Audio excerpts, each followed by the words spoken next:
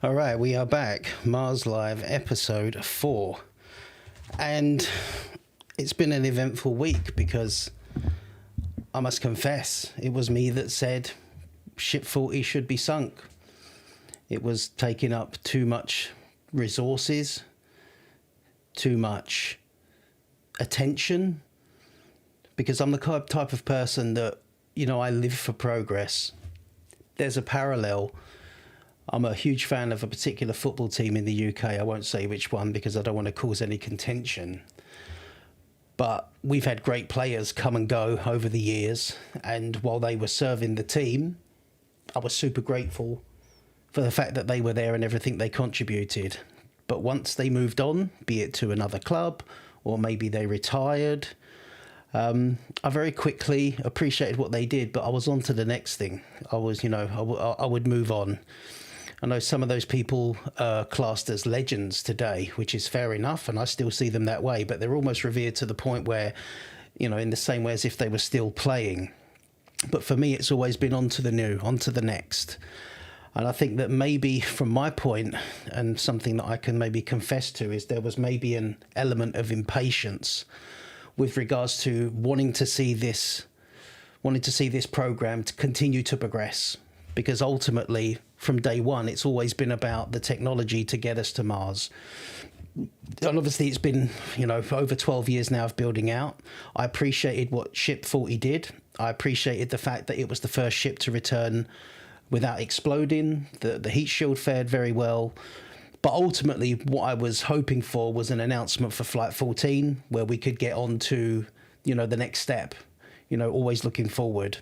And although I did hold some sentiment towards Ship 40, I didn't want it to turn into something where every ship is kind of revered to the point where we're kind of harking back to what's been rather than looking forward to what's to come. So maybe I jumped the gun a little bit on that, but I was also going off of what Elon said. He tweeted out, and I've got the tweet here somewhere, unfortunately, ship recovery is not looking good right now. This was on the 7th of August, so a couple of weeks ago now. Ship recovery is not looking good enough right now. Nonetheless, we're able to obtain close-up photos and critical regions of the heat shield and engines for future upgrades. That seemed to me like the boss of the company was kind of cutting his losses with regards to Ship 40 as well. So the fact that they've still not lost faith in it, that they've took the time and the effort to get it to where it is now, we'll talk about that in a second, is a testament to SpaceX and their resilience. Because I think at a certain point, even Elon Musk was convinced that it was unsalvageable or that it was becoming, too much of an effort. Yet they still persevered, and they've now got it to a state where they certainly will be gaining information from it close up in a dock. What type of a dock that is, I suppose, is up for debate. But certainly doing the inspections that they wanted to do.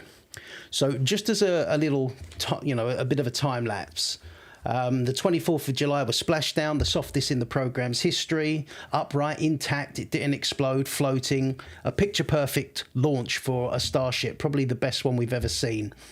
By the 28th of July, it was still floating, and that's when Elon Musk confirmed that they was going to attempt a recovery. They sent 3 ships out, the Norman Ranger, which has been mainly doing the towing, from what I can tell, Go Australis, which was mainly tracking the ship, just keeping it within eyesight, and then the Skimmer Tide, I think that was a backup or supply ship or something like that.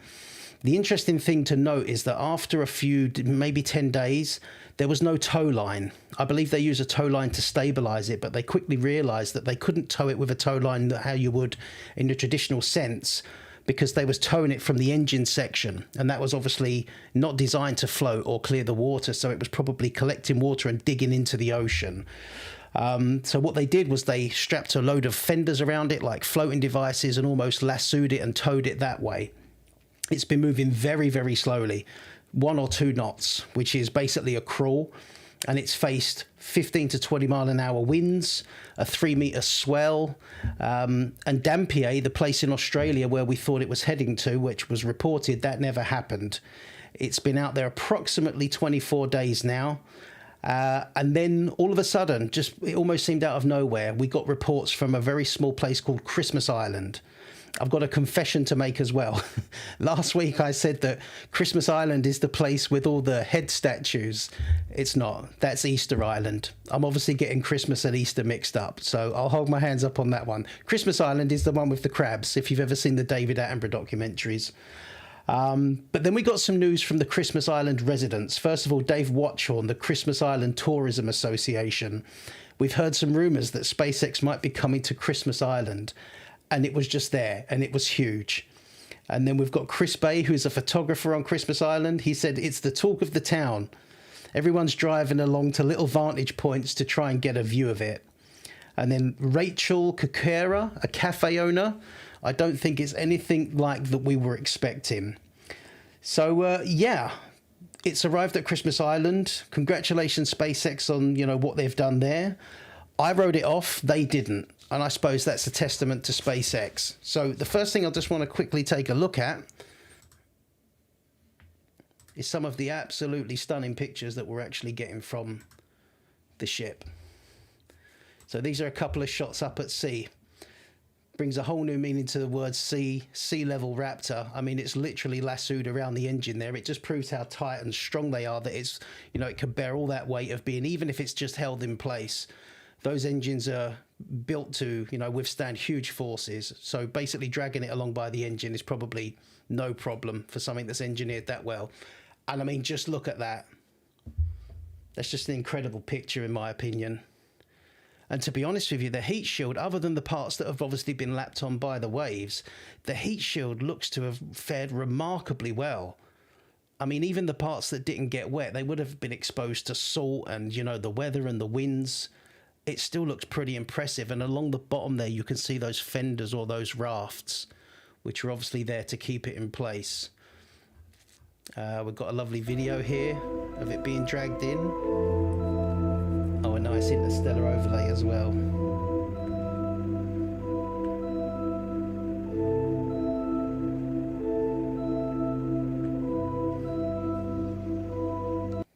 They must have thought all their Christmases come at once. And another beautiful close-up.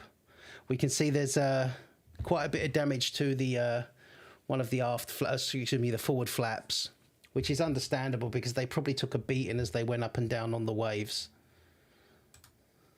And then just a beautiful shot with a little photo bomb by a seabird there. So yeah, I mean, I'd be interested to know what you guys think. I mean, is this kind of the end of the Ship 40 story now, in the sense that, they either recover it or they don't? Even if they don't manage to drag it halfway across the world back to the USA, they've got it in dock now. They can get up close and personal. All of these things that they thought it was worth keeping it for are obviously, they're going to be able to get up and perform whatever test that they need to. I mean, I can see the only reason why perhaps they would want to take it back to the US is to do further inspections. And the truth of it is, do they really need to do that? If they can get all the information they need at Christmas Island, if they can swarm all over it and pull it to pieces and test all the things they needed to, is there actually a case for dragging it all the way back to the USA, which is, in essence, I mean, it's halfway across the world. So I don't know. I'll be interested to know what you think. Anybody in the chat there, let me know what you think. If you've got any questions, please tell me. But yeah, I was wrong. SpaceX was right. They stuck by it. And I think what it kind of tells you is these are the type of people that you'd want if ever you encountered an emergency. We can draw parallels with the Starliner incident, where the astronauts were taken to the ISS in the Starliner capsule, and it turned out that there was a fault. And what SpaceX did was they sent a Dragon capsule up there to collect them. There was 2 empty seats that they were able to utilize to get the astronauts back from space. So it's almost a case of, if you really was stuck, if you really was, part of an incident where you needed to be saved, it seems like SpaceX are the team that are able to, execute on these kind of things, which is pretty impressive. They're the type of people that you'd absolutely want on your side. I think that's what I'd say.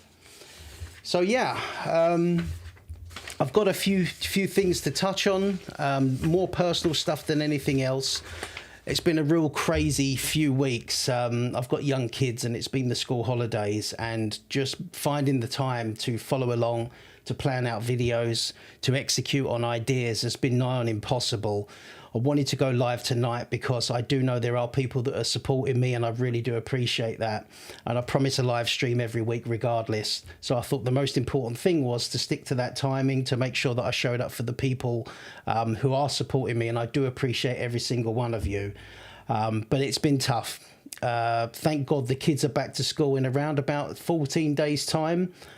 So that's going to calm things down a little bit, and it's going to give me a lot of time to actually focus back on content creation. I've also dialed back on the shorts, the YouTube shorts. So if you did discover me from YouTube shorts, you may notice that I'm posting less of them. This is obviously technical stuff. You may not need to know this, but it's the way shorts work. They don't contribute to watch hours, and the way to grow is to get watch hours. So they wasn't really serving a purpose other than kind of getting views for the sake of it. Hello, Starbase Updates. How you doing, my friend? Thank you for all the support as always. Yeah, if they do bring it back, hopefully they don't drag it. They use a transport barge. I mean, that would make more sense for sure. I just wonder, I don't know what the actual setup of the Christmas Island port is, but I know for certain ships of a certain size, a port needs to be a certain depth to get the access to be able to get in, to be able to do that.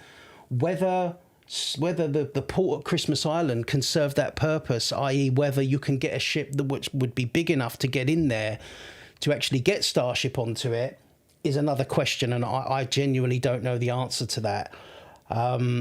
I'm just wondering if it even makes sense to bring it back, just based upon the fact that if they can get everything they need to in situ, is it worth, you know, the extra work, time, effort and money? I doubted them once before. It's probably wise of me not to doubt them again. They probably would do that. But I mean, what even if, you know, they cut it into sections? You know, they could basically slice through it, cut the top half and the bottom off, separate at the two opposite ends of the common dome, and maybe bring it back in two sections, if that makes sense. And if they did want to display it in the rocket garden, they could just maybe weld it back together from that point on. I don't know. I'm just speculating. I really wasn't expecting it to make it this far, to be honest with you. So I'm surprised that it's even got to this point. But yeah, so that's pretty much it, guys. Looking forward to Flight 14. Let me just switch you over here. Looking over to Flight 14, I believe Ship 41 rolled out to Massey's for a static fire. We've got some nice shots of it here. Just going past the car park at Starbase. And so that will be the static fire campaign. Obviously, once that's static fired, we move on to booster, which I don't believe, that'll be booster 21. I don't believe we've had a static fire from that yet, so that will be next on the test campaign. As far as I can tell, we look like we're tracking late August until maybe early September for Starship Flight 14. Understanding a few things need to happen. So Elon said on the 4th of August they was tracking towards the end of this month. He has actually teased the first ship catch, which would be awesome.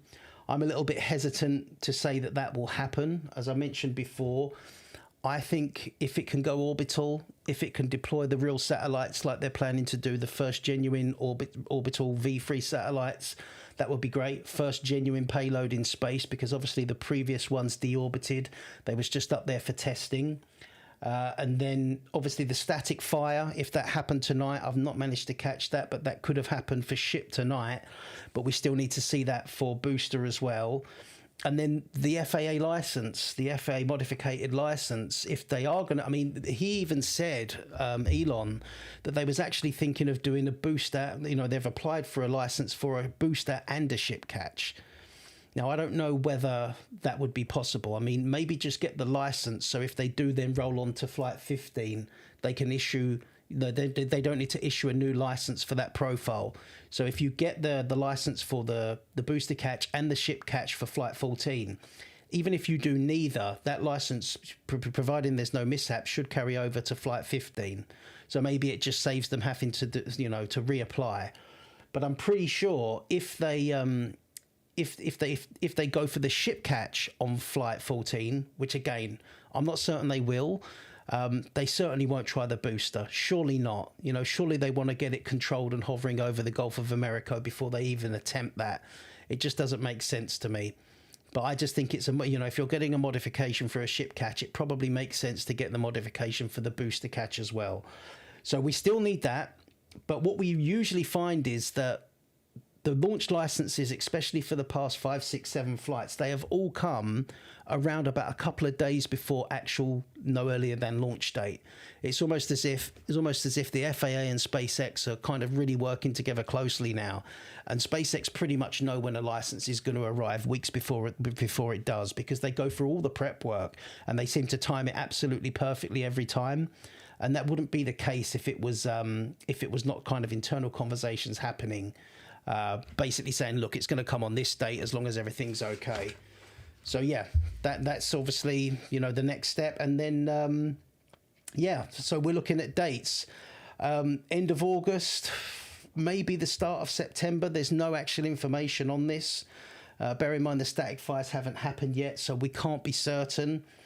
But I've got a personal reason why I would love it, absolutely love it, to be around the 3rd till the 5th of September. And if you guys can pray for me, pray for a launch around the 3rd to 5th of September, I'd really appreciate it. And there's a particular reason why. I'm sure it wouldn't take too much thinking to guess. But let's just say I've got a trip lined up that I've been planning for a very long time. And yeah, I'm truly, truly hoping that we get a launch date around about that time. Okay, Starbase updates. I always appreciate you, my friend, because you always send a question in and it keeps the show moving. But if there's anybody else, or even you, if you've got another question, please fire it on to me. Because like I say, I've not really had too much time to plan tonight's episode, but I wanted to go live all the same just to make sure that we got an episode out. And obviously the big talking point has been Ship. It's Ship 40. It's been dominating the news for weeks now. And it's because it's a resilient little bugger. At the end of the day, you know, it just refused to quit. Which, if they ever wanted any kind of telemetry or information on how resilient the ship was, well, they've certainly got it now, because this thing's been swimming around in the Indian Ocean for almost a month, and it's still there. It's still going strong. It still looks pretty good, you know, judging by those pictures, in my opinion. So yeah, a couple of call-outs.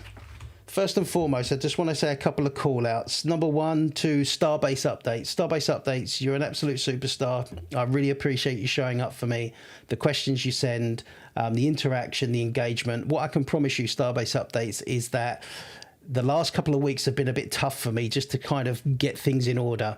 But I've got big plans. I'm working on long-form projects, and I'm having to kind of manage my resources of my time well enough to be able to make those the way I want them, as well as make sure the live stream, as well as looking at the channel moving forward about the best direction. But I do have big plans, and I promise you, just stick with it, because in the future this is going to go to the next level. That's been my mindset for a while. I want to call out What I Reckon, one of my original followers who's been an absolute superstar. Appreciate all your interactions. And I just also wanted to say to let me just... So we got a question. When do you think... Okay, when do you think... So Starbase Updates, when do you think the first non-Starbase launch will be? I think the first non-Starbase launch will be a mission profile. Obviously, you know as well as I do, Starbase Updates, that they're building out the Cape at a rapid pace. And it's not just the launch towers and the infrastructure and the flame trench and the launch mount and everything else that they're building there. They're building a whole nother gigabay. They're building a star factory at Roberts Road. Basically, what I see Starbase becoming is the R&D center. I mean, it technically is that at the moment, but as soon as they're confident enough to actually produce a mission-ready model of Starship, I believe actual production will then switch over to the Cape. I reckon within 18 months. I'd like to say a year, But as you know, orbital refueling hasn't been done yet. And to me, that's the biggest question mark in the whole program. People might think it's the ship catch, and I don't think that's going to be a problem. I think, you know, they may not be able to pull it off first time. They may try and abort a couple of times, but after seeing the booster get caught, I've got no reservations in believing that the ship can be caught as well.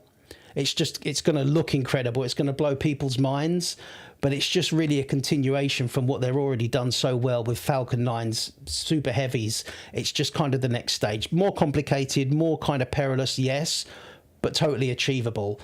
For me, the next big bottleneck, you know, let's just say for argument's sake on Flight 14, they do catch the ship and it blows all of our minds. And then on Flight 15, they catch the ship again and they catch the booster. Well, then there's no reason not to begin orbital refueling. Once they can prove orbital refueling, once that's done, then the mission is go. And that's as soon as they do that, I think they'll switch immediately to the Cape. Because, yeah, you can launch as often as you want out of there. They've got 2 pads there. So I would say between 12 and 18 months, or as soon as the infrastructure at the Cape is ready, which it's getting closer and closer. But yeah, Starbase becomes pure R&D. The Cape becomes the full operational launch site. And then if you've seen what they're doing in Louisiana, that's going to be even bigger than both Starbase and the Cape. That will be the central hub in the years to come. Maybe, I don't know, 5-10 years from now. Great question. I hope I answered it. I hope I didn't just ramble. So yeah, I want to call out a lady called Leonie Schaefer, a lovely lady from Germany. She sent me some lovely messages in the comments and on X as well. And she stays up till 2 o'clock in the morning in Germany to watch the show, which absolutely means the world, and I really appreciate. She's very much into her rockets and rocket equations, and she's given me a few video ideas, and I will be working on those, ma'am, but they're a little bit more in depth than the live stream, and I want to do them justice. But just to know that I have seen your messages, I do appreciate you watching, and I will be working on that special video that you mentioned, which was a great idea, as soon as I get the time. I don't want to kind of plead poverty. I don't want to be like, oh, poor me, but I'm a full-time taxi driver and I've got 2 young boys who are on their school holidays, and their mum goes to work during the day and leaves them with me. I try to get stuff done, but it's virtually impossible because they are just on me 100% all the time. It's now 1 in the morning. They're finally asleep and I've had to throw something together just to make sure I went live. But I do see you, I do appreciate you, and thank you for all the kind words. And yeah, Starship updates. I hope I answered your question. What do you think? Have you got any opinion on that? Because I'll be fascinated to know your thoughts. I'll give you a few seconds to send a reply if you can.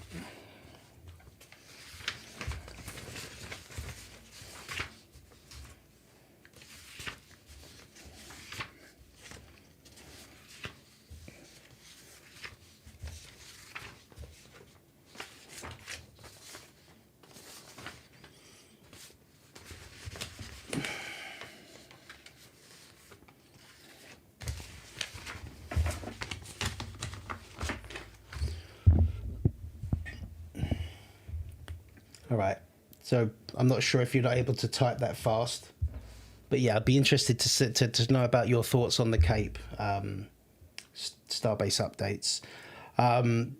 Just one other thing that I did want to touch on. So I don't know if anyone's noticed this, but they actually NASA announced a little while ago that Artemis 3 will no longer be the moon landings. So if you go back and you look at the initial Artemis plans, it was supposed to be that Artemis 3 was going to be the first time that we landed on the moon in, what is it, 54, 60 years or something like that. And they basically, they restructured it just out of nowhere. It wasn't cancelled, it wasn't delayed, it was just taken out around about 6 months ago. So it would have been the first boots on the moon since 1972, around about 54 years. And yeah, Jared Isaacman restructured it around about February 2026. So instead of actually going to the moon, it's going to be Orion docking with both of the test articles, which as it stands would be the HLS Human Landing System and the Blue Origin Blue Moon. And then the landings have been pushed back to Artemis 4 and 5, which is still scheduled for 2028. And the whole reason behind this, the whole reason for the delay is the orbital refueling. Obviously, it's never been done by anyone before. So it's delayed the whole program by, a year, 2 years. Same problem with the Blue Moon Mark II. So the initial Blue Moon lander, which is called Endurance, I believe it is, that doesn't need orbital refueling because it's just a lander. But the next one, Blue Moon, which is the crew-rated one, that needs orbital refueling as well, which I didn't even know about. And if you factor into that the fact that, New Glenn had its explosion, and I guess it would have to be refueled by New Glenn in some way, basically NASA, the whole mission, the whole Artemis mission is now reliant on, you could say Blue Origin, but certainly SpaceX. But both of those missions, if you're going to go for moon landings, are actually reliant on orbital refueling. So that's what's looming large now. Orbital refueling is what's looming large on the horizon of this whole new space race with regards to the moon, further beyond that Mars. It all hinges on orbital refueling. And like I say, I think we're going to be surprised just how quick, once we get the catch, as amazing as it's going to be, once ships caught, once boosters caught, once the payloads are all in orbit, then all of a sudden everyone's going to realize, right, what is the next step? And it's just orbital refueling. That is the big next milestone coming up. And I'm super looking forward to it, because if you can cross that, if you can get that proven and get that technology proven, it unlocks everything.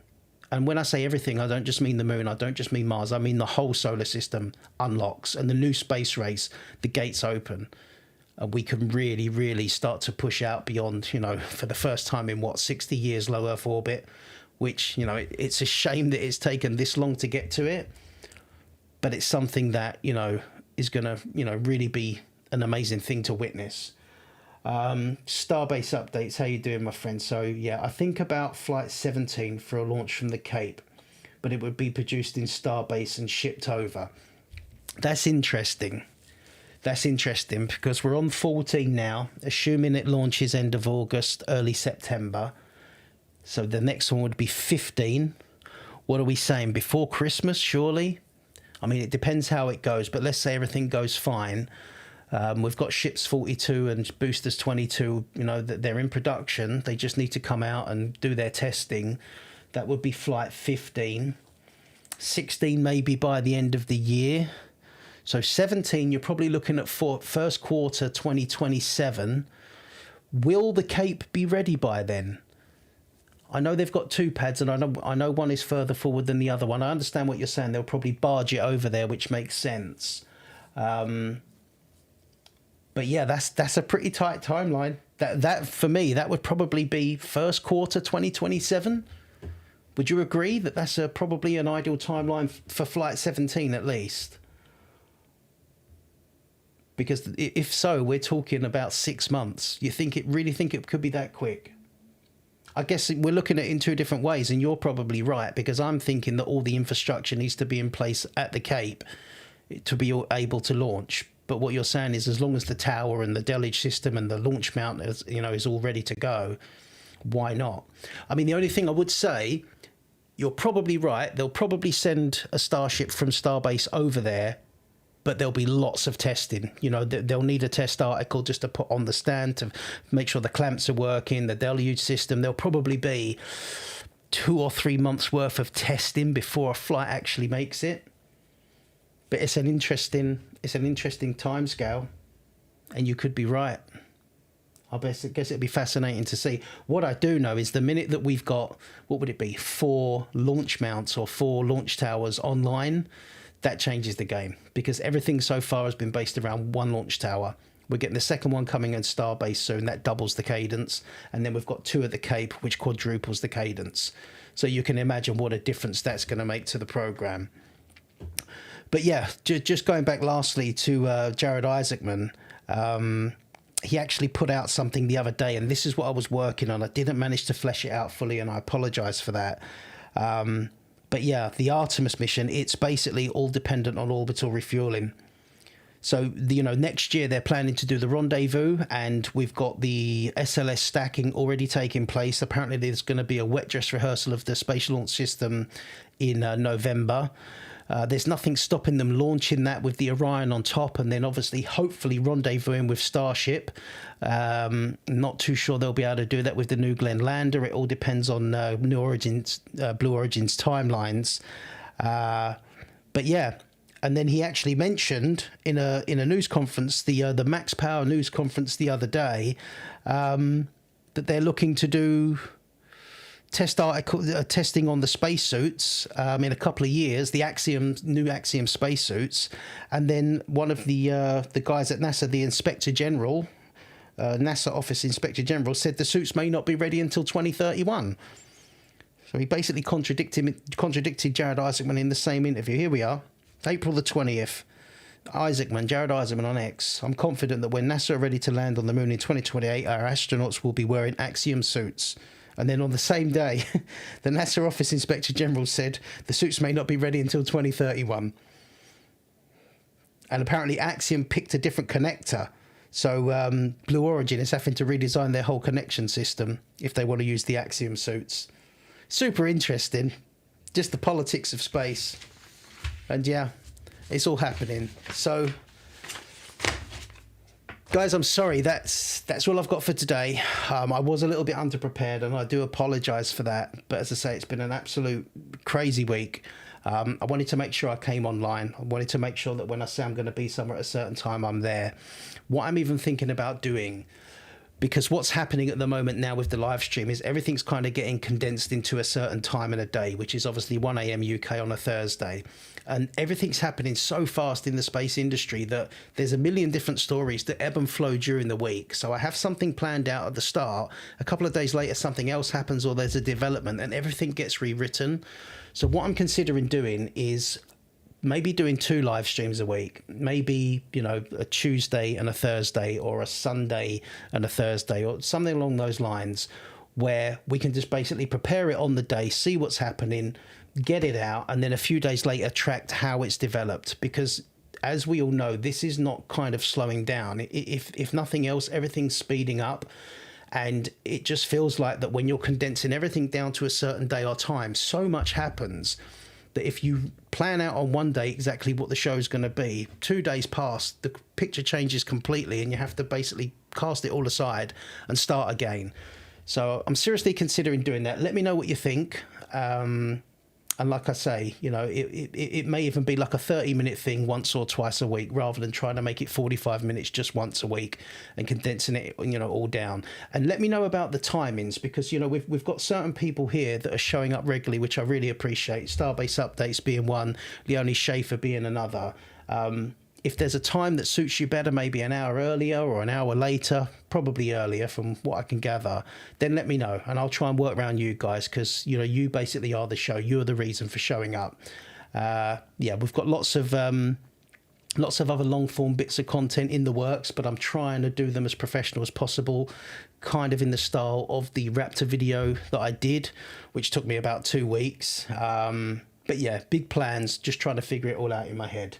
So, yeah, other than that, thank you so much. Starbase Updates, you're an absolute superstar. Really appreciate you showing up, asking the questions, always being there. It is appreciated. And, yeah, I'll be back next Thursday for sure. But let me know what you think about maybe doing this twice a week, because everything's moving so fast. And look, the whole point of this is to get like-minded people that recognise that we are entering a new age of spaceflight. And it's not just, oh, you know, we're going back to the moon and we're doing this, and isn't it great? We're kind of reviving old glories. The people in the know that this is a completely different ball game. And when you throw in the advancements and the AI and the whole space industry that's going to be swept along with it, this isn't about spaceflight anymore. This isn't about rockets. This is about the next great leap in humanity and the way we live our lives. And I just want to be there for every second of it, and I don't want to miss a thing. So I hope you be there with me too. And who knows, one day the dream is that, maybe not in my lifetime, but hopefully in yours, one day Mars Live gets broadcast from Mars. That's the dream. We got a dream. Let's keep aiming towards it. All right, guys, anyone that showed up, anyone that commented, I really appreciate it. I'll get some more content out soon. Thank you. Take care. God bless. And be lucky.